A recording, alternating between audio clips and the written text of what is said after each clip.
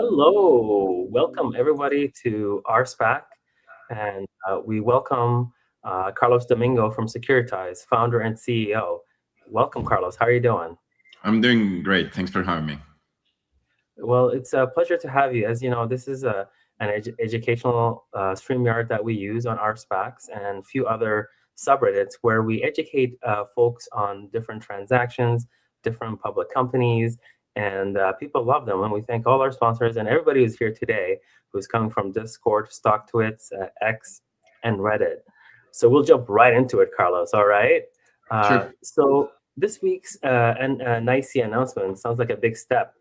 What does this partnership actually unlock, and how could it change the future of a stock market?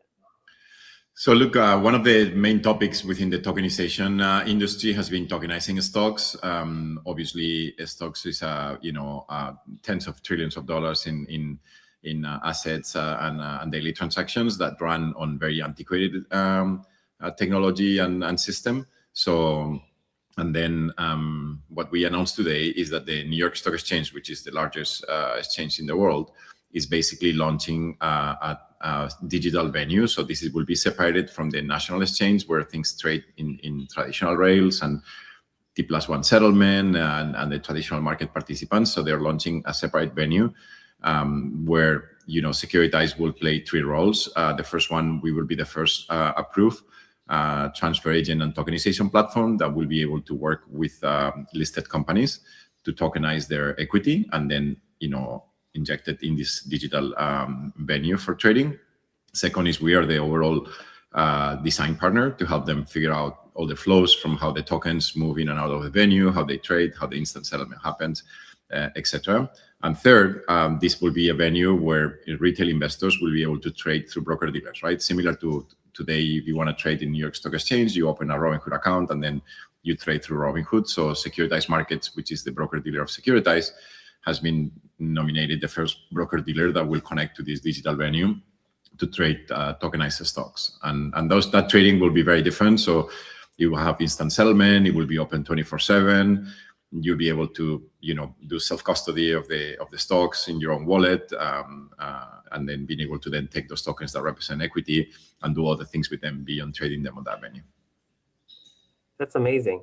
So two questions relating to that. One, this would basically mean 24/7, 365 trading. Correct. And number two, you guys will have a platform similar to Robinhood where people can exchange and trade 24/7 on these tokens. So Robinhood trades 24/7 by doing two different things. One is they trade through normal venues that are open only market hours, 9:30 to 4 p.m. And then they use an ATS to trade during non-market hours. This venue itself, the whole venue will operate 24/7 and it will be fully digital. The other main difference is that this will have instant settlement. So when you finalize a trade in Robinhood, it shows up like if you actually have the stock, but in reality, you don't own the stock. And then the stocks are not very portable, right? Like if you want to move your stocks from Robinhood to somewhere else, or if you want to pledge them to borrow against them or do other things, or you want to transfer them peer-to-peer to another investor, this is not possible with traditional rails, which is where Robinhood sits on top of it. So this venue, because it will be, all the trading will be based in tokenized equities, it will allow for self-custody and direct ownership of the equities by the investors, as opposed to today, which you have an entitlement towards equities that sit somewhere else. So that'll be very interesting. It'll be interesting to see how that affects like futures markets and trading. Definitely will be affecting trading dynamics for sure. This is very innovative. Yeah, look, today in crypto, you already have perps trading that are open 24/7, but they don't have spot markets that open 24/7. So this will actually improve the quality of the price discovery for futures and perps because you will have spot markets that trade 24/7 as well. Yeah, I predict there'll be like smooth price discovery. You know how people play. Like I'm a big time day trader as well. People have pieces of information, they try to play that, and with this, I don't know. I feel like a little bit of that will be changed. And now, heading in a slightly different direction, talking about your D-SPAC transaction timing and update. As everybody knows on our SPAC, you guys are going public through Cantor Equity Partners to CEPT. You had your announcements back in fall 2025. We haven't heard much since then, I'll be honest. Where are you guys at right now? Where's the transaction? Can you share us with any information where the transaction is going? I know some of the information you can't share, but whatever you could share would be very helpful to us here. So we did actually an announcement in January. So the way the process for SPAC, I mean, I'm sure the people in the audience, because they follow the space, they know, is that first you basically do a business combination agreement with a particular SPAC. In our case, and that SPAC was, as you mentioned, Cantor Equity Partners 2, which is trading in NASDAQ under ticker CEPT. And then we file our S4 to basically, approve the company to go public through the merge with an SPAC privately at the end of last year. And fortunately, as you know, the government was shut down for 90 days last year. So the whole process has been a bit longer than under normal circumstances. So ultimately, in January, we received the first set of comments from the SEC. And then at the end of January, we filed the S4 publicly. So we announced that, a public filing of the S4, which followed the confidential submission that we did in November 2024. And that contained, financial statements up to Q3 2025. So up to September 2025, we reported $506 million in revenue, profitability, growth of 841% year over year. And then now we are in the process of filing the next updated version of the S4 to reflect the new set of comments from the SEC. Unfortunately, as you know, when companies are past February 15th, then you have to update the financials to include Q4 numbers. And Q4 numbers, because it's the full year, means a full PCAOB audit, which we are now finalizing. So we're expecting that as soon as we finalize the 2025 audited financials, we can file an updated S4. And, then once that S4 goes effective, then we'll do the proxy vote and merge with the SPAC. So amazing. Now, folks are really looking forward to this. As you know, this is an educational broadcast. What we noticed on our SPAC is Securitize is one of the most popular SPACs right now. People have a lot of interest in it because of the idea you're bringing here. And I'm kind of digging deeper into the idea. Why would someone buy a tokenized asset? How is that just different from buying a stock to a traditional brokerage? Like, what's the positive of doing this? So first, tokenization is not only for stocks. We've actually done more volume in other tokenized assets, but essentially the whole thesis behind tokenization, irrespective of which asset is the following. So the ownership of every financial asset, whether it's a fund, treasuries, bonds, equities, private credit funds, CLOs, etc., it all ultimately is recorded in some ledger, right? And that ledger records there's a record somewhere that says this person owns this asset. And then every time you want to do something with the asset, whether you want to trade it, you want to send it to another investor, you want to pay a dividend, you want to, redeem the asset if it's a units on a fund, etc. This usually involves updating multiple ledgers through multiple intermediaries, and some of them updating the security side, but also updating the cash side to be able to reflect the transaction, right? And then most people don't realize that this creates enormous inefficiencies, right? So these are make it complicated to provide good fractional ownership, make it complicated to do, as you mentioned, 24/7. It makes it complicated to use the asset to pledge it as collateral and borrow against it and create other type of strategies, etc. So tokenization essentially is the process of taking financial products and then move them into a public blockchain, right? And a public blockchain is a ledger that has been designed to be able to track ownership in a very efficient way with a decentralized, trustless infrastructure that is cryptographically secure, that anybody can actually record and transfer the ownership of an asset.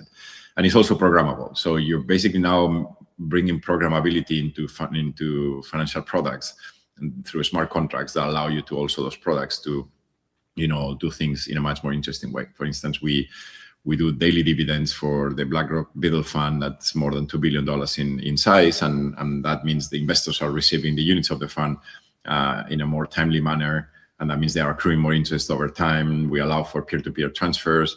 of those securities. We allow for those tokenized securities to be pledged as collateral on DeFi and borrow against them, etc. And that this is just the beginning, right? Like once the assets are on a blockchain, this is an open ledger that anybody can actually innovate around the things that you can do with the assets. So that's the main thesis. Now, of course, for every asset class, whether we're talking about equities, bonds, or private funds or treasuries, etc., because they behave differently in traditional finance, then obviously the advantages are different as well. But overall, this is about upgrading the ledger that capital markets sit on top of it to make it native digital and allow for self-custody of the assets and a much more efficient way to transact with them and to move them around. So amazing.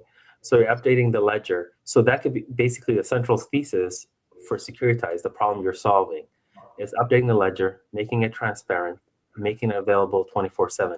Would you agree to that? Correct. Making it more efficient to actually also transact with those securities, right? So once they are on this public ledger, it's much easier to transact with them. You can do instant settlement without taking any counterparty risk. You can swap, tokenized dollars, which are stable coins, with tokenized securities and settle a transaction without the need of an intermediary or of a central securities depository or a clearinghouse. You can, as I mentioned, distribute dividends in a very efficient way. Most people don't realize that when you own Apple shares today and Apple issues a dividend, you don't get the money right away because it has to go through, a web of intermediaries to figure out who owns what to be able to receive the dividend. So those things get completely streamlined and eliminated with tokenization and public blockchains. Okay, that makes a lot of sense. You mentioned a few of the real world assets. Could you just quickly name like 3 or 4, so the viewers here know that are being tokenized right now, and maybe 2 more in the future that you guys are planning on tokenizing? So the largest category of tokenized asset today arguably is the dollar. So stable coins are tokenized dollars. That's not a part of the market that we participate. So that's companies like Circle focus on tokenizing dollars. The next category that is the largest one in the industry is tokenized treasuries. So we have the largest product in the space, BlackRock Beatles with BlackRock, which is the largest asset manager in the world. And the reason tokenized treasuries are important is because in traditional finance, treasuries, which is debt against the US government, are actually bigger than dollars because dollars are basically used for payments and for deposits, but treasuries are used for generating income as a reserve asset, to post it as collateral for trading, etc. Because treasuries generate a yield, right? A treasury basically gives you an interest which tracks the Fed rate. So it's a much more efficient instrument than a dollar, but it's also backed by the same institution, which is the US government, right? So the counterparty you're taking risk against is the same entity, which is the US government. So treasuries is a massive asset class that in the tokenization space was very small, basically because you didn't have good tokenized treasury products. And I think we did a breakthrough in the space when we launched Beetle, which is a tokenized treasury product with BlackRock in 2024. And the whole space of tokenized treasury has grown to be, I think it's around $11 billion now, out of which we have more than 2. So we're the largest player there. And that should continue growing in the future just because of naturally treasuries are a much bigger category than dollars, and dollars, which is stable coins, sit at 300 billion or whatever they are at today. So that's one of the categories. And then the other categories that people are looking at is in crypto, a lot of people are looking at generating yield. And then this yield traditionally has been generated with synthetic assets or with native digital assets. And there's a trend towards moving these yield generating activities to use RWAs. And that means, starting with treasuries, which have less than 4% interest today with the Fed rate, all the way to, other things like AAA CLOs that, maybe yield like 1% more or something, depending on the composition of the CLOs, to, bonds, etc., all the way till private credit. When in private credit, you can generate up to a 9%. And of course, as you generate a higher yield, you also take more risk because obviously you're less safe in the asset and more duration. So sometimes the liquidity of the asset is less than let's say treasuries or dollars that are extremely liquid. But there's a range of products over there that are the kind of like the second largest category, I would say, in terms of tokenization, that we're also a very active market participant. And that's kind of That's on the realm of private assets. And then you have a whole other space, which we were discussing before, which is tokenized securities, tokenized equities, and tokenized ETFs, which is very small, especially in native tokenization. There's a lot of derivatives out there, but if you ignore those for a second, the native tokenization is still very small. We have one asset with a company called Exodus, which is tens of millions of dollars, and then there's some few others out there. So this is just really, really starting now, and I think things like the partnership with the New York Stock Exchange that we announced this week, etc., is going to accelerate the adoption of tokenized equities and tokenized ETFs. For sure. We can see how this would increase like the total accessible market for investing, and for investors, right? People elsewhere can be investing. They don't have access to the NYSE or the NASDAQ, right? Because they're able to buy these tokens anywhere really around the world, right? But we're also seeing big names like BlackRock enter the space. What's driving institutions towards tokenizations right now? Why are they doing it? I think that all financial services companies today, they've gone from asking themselves whether they should tokenize and why they should tokenize to ask what they should tokenize. So I think the last few years, I think it has become very clear to pretty much every single asset manager, bank, exchange, etc., that tokenization is basically a way to upgrade, as we mentioned, the underlying ledger that holds the record of ownership of these assets, and that brings tremendous efficiencies, opportunity to create better products, reduce the cost by eliminating intermediaries, make them more accessible, etc. And that for them, that's what they do for a living, right? Like those people basically are their whole mission is to create financial services products and give them to as many people as possible, right? So they see this as a major opportunity to basically tap into markets that so far has not been properly served by the traditional finance community. Okay. So let's ask a question about experience. You guys have been securitizing tokens for public equities like Exodus. What have you guys learned so far from that? What dynamics have you guys been seeing? So we basically pioneer kind of the space in that respect. Exodus is a very interesting company because it was actually the other way around. It was a company that had tokenized their equity before it went public. So we helped them do a Reg A Plus offering, which is an exempt offering of securities that is available for retail people. And they raised $75 million a few years ago with a token that represented equity on the company. And we acted as their main transfer agent to provide and tokenization platform for that functionality. Then subsequently, the Exodus went public.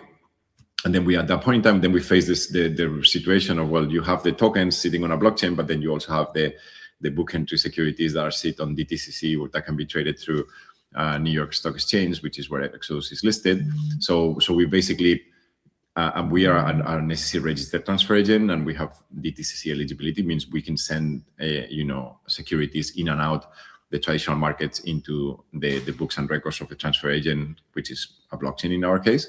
So we basically kind of perfected that model of kind of being able to move the securities from one place to another, which is a critical distinction to be able to do native tokenization. So in the case of Exodus, the token does represent specifically the same equity. It doesn't have any other counterparty risks. It has exactly the same rights, the same access to dividends if they pay, access to vote for proxy votes, etc. So.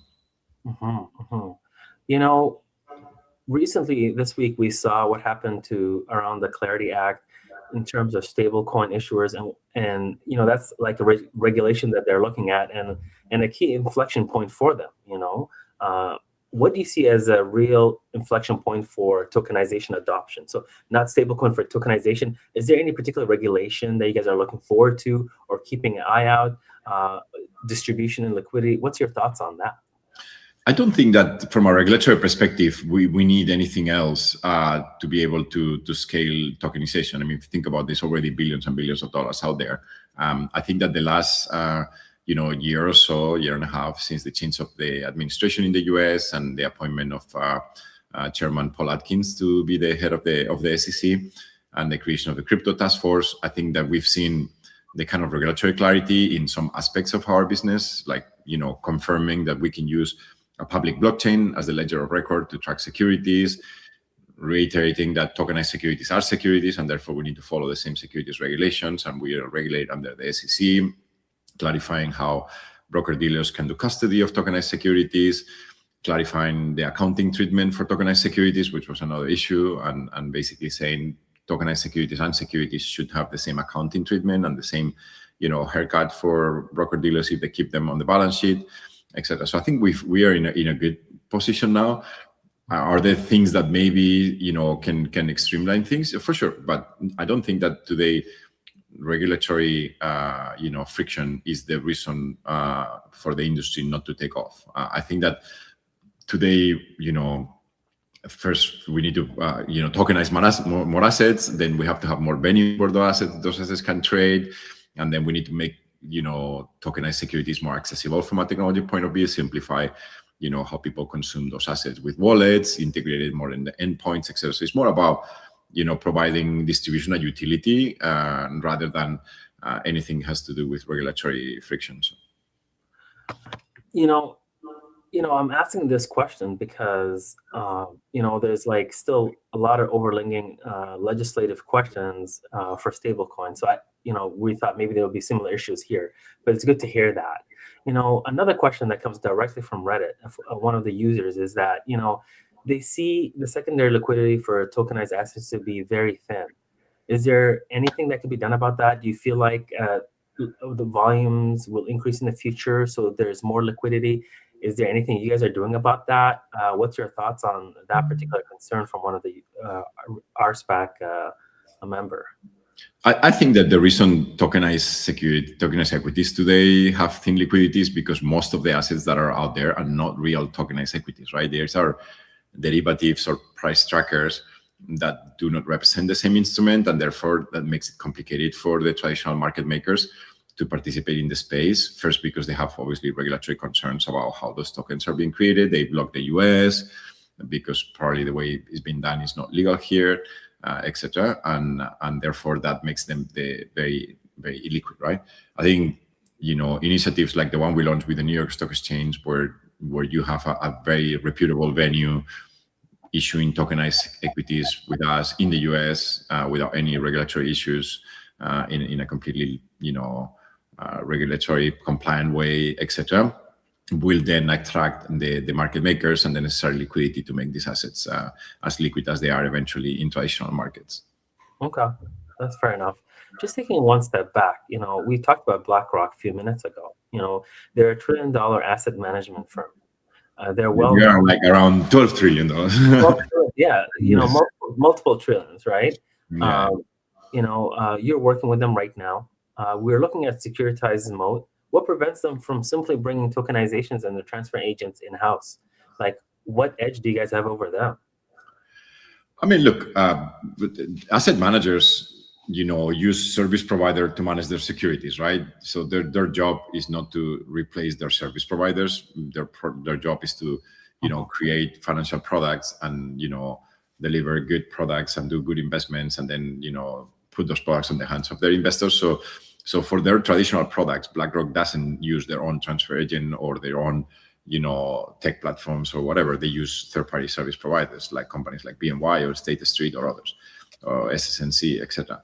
So I think that for the tokenization space, is naturally going to evolve in the same direction that service providers like Securitize will work with the asset managers.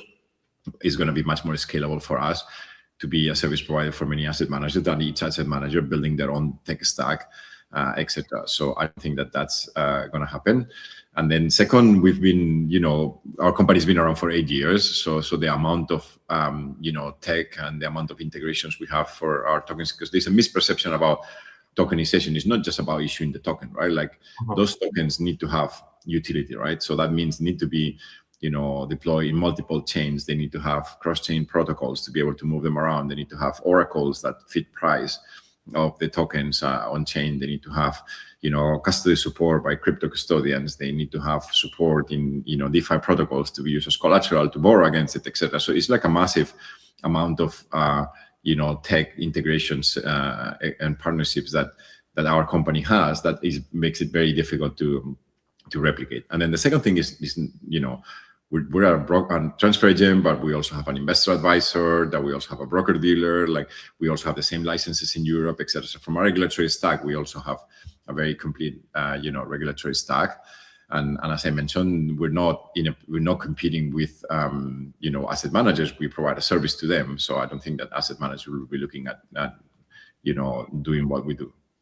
Fair enough, and you guys have a deep regulatory stack, like you mentioned, which is really hard to duplicate, not only in one country or continent, but two, right? So at least, you're really ahead of these guys, and, maybe, it'll probably not be worth it for them, It's just it's not what they do for a living, right? Like, it's not that, it's just that, no, that's not their business model or their core capabilities, right?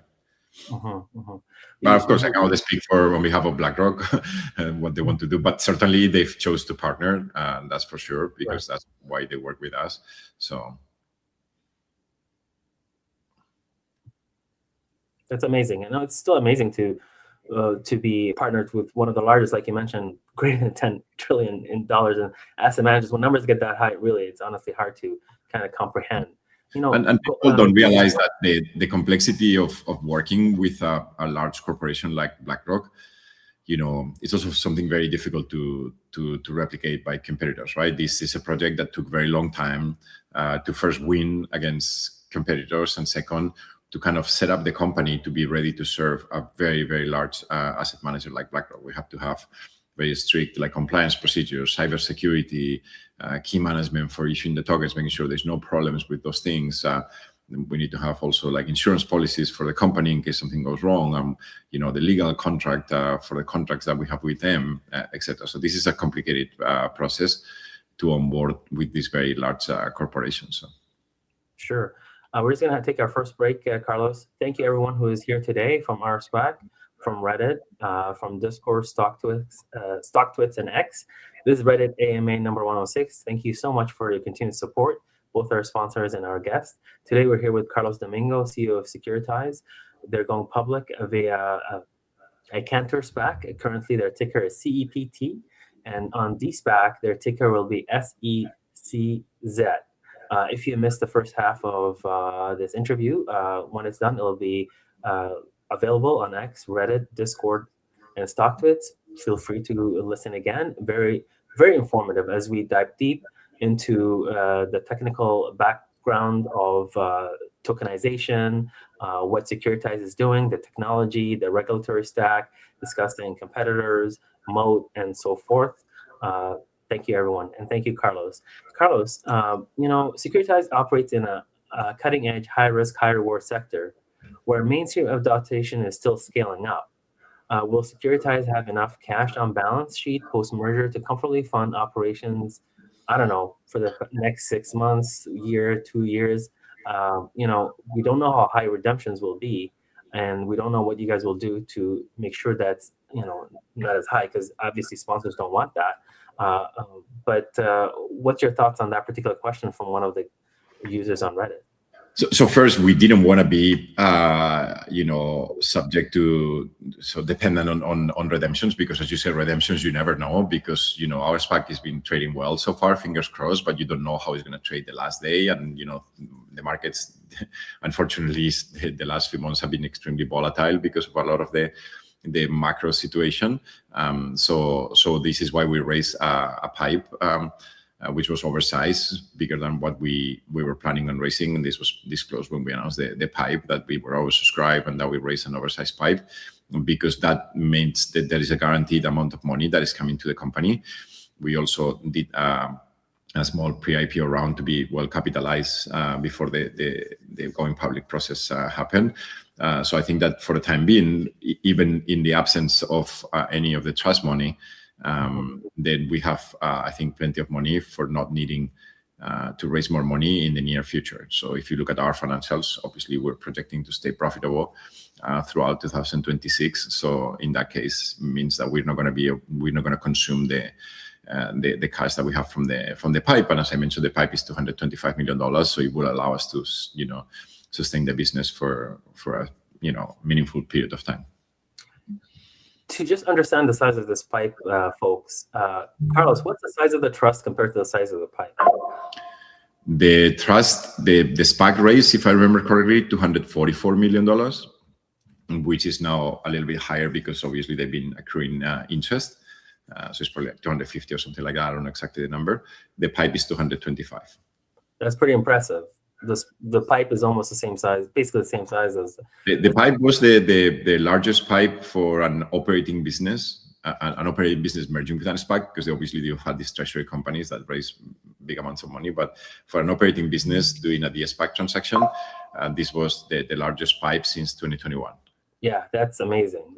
And we hope you don't get too many redemptions, but it looks like your pipe should be sufficient enough for your operations, hopefully for the next year or two.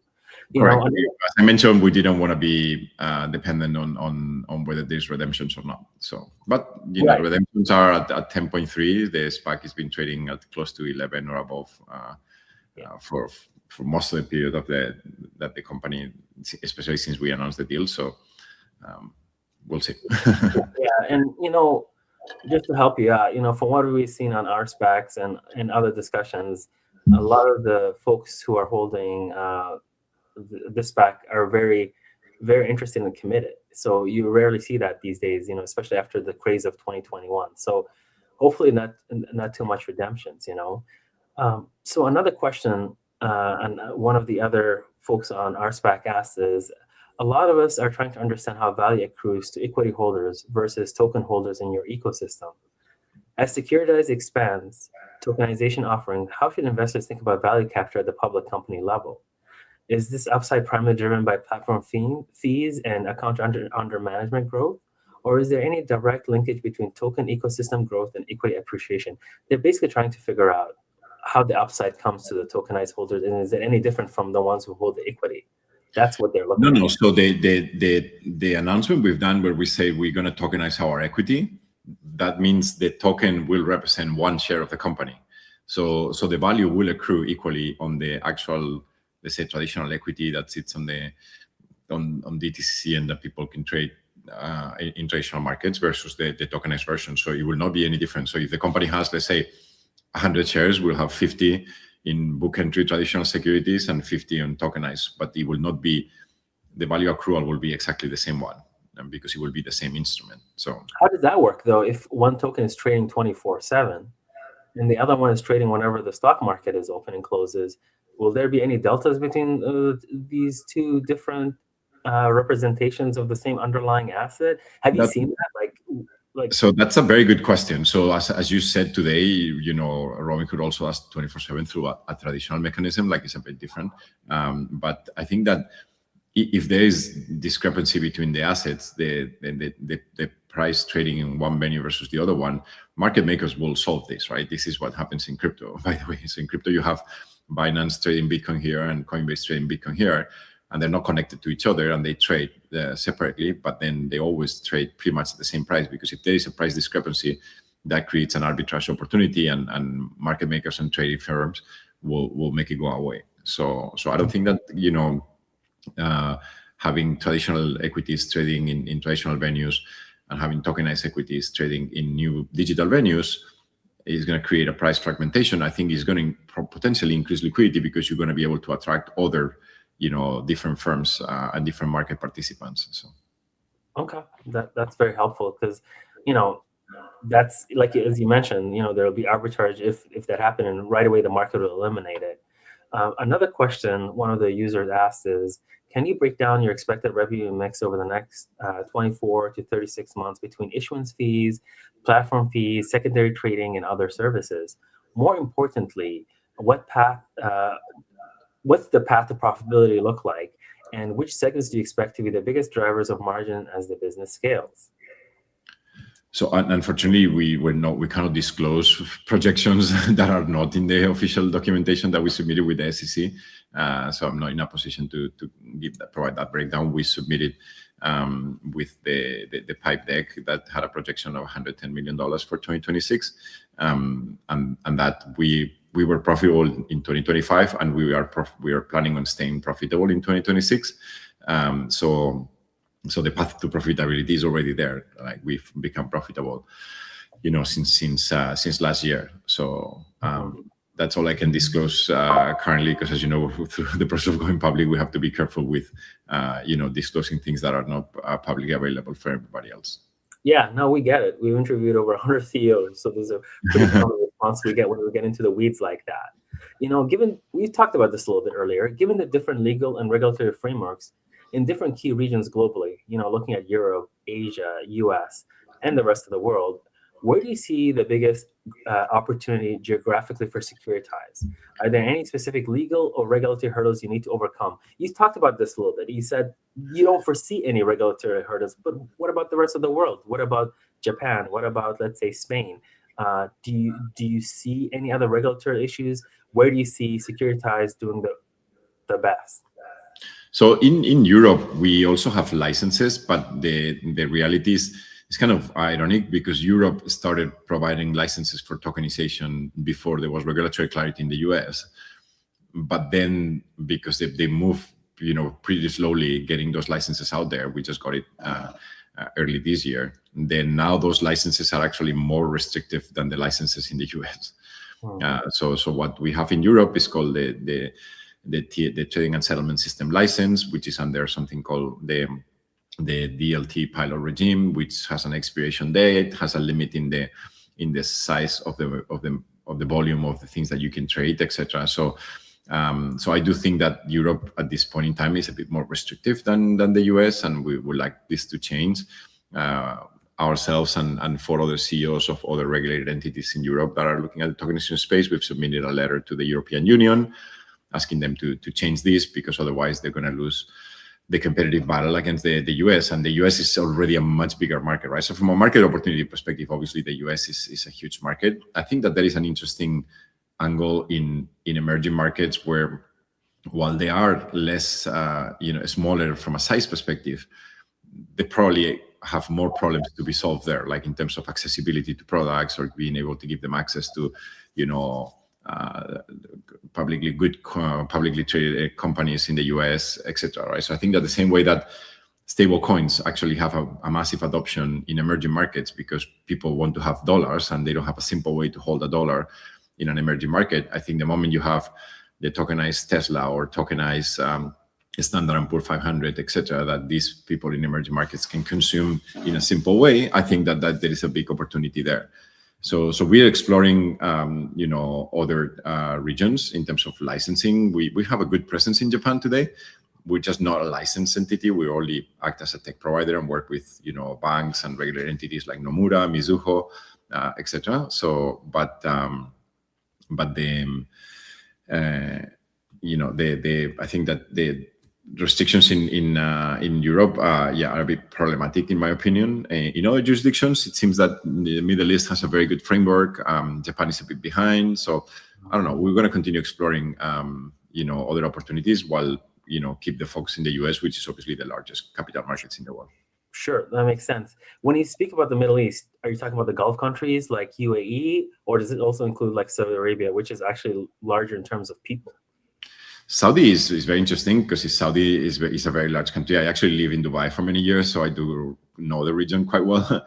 I think that from a regulatory perspective, today UAE is more advanced. You have both ADGM in Abu Dhabi, and then Dubai has set up something called VARA, which also provides licenses that we're kind of exploring to see what opportunities are out there. And then once you get licenses in those countries, you can serve them, all the Middle East, right? All the Gulf countries. But from a licensing perspective, probably it makes more sense to cut UAE today. Even though the business maybe is in Saudi, right? Yeah, right. That makes sense. And also, from what we've seen, from our side, like the public markets are kind of weak there in UAE, but they have very valuable real world assets, and the ability to tokenize those real world assets and make them available to anyone globally, right? That'll be a very interesting concept to see if that you guys make that. Yeah, we hear a lot of from folks in the UAE. They're very excited about real estate and things like that in that region, which is something perhaps that in other regions people are putting less focus on. That's for sure. So sure. Another question they asked was, with large institutional partners and flagship products driving AUM, how concentrated is your current business, basically client mix? If one or two major clients or funds were to leave or build in-house solutions, which we kind of a little bit discussed, which is kind of hard with your regulatory stack, how would that impact your revenue and growth trajectory?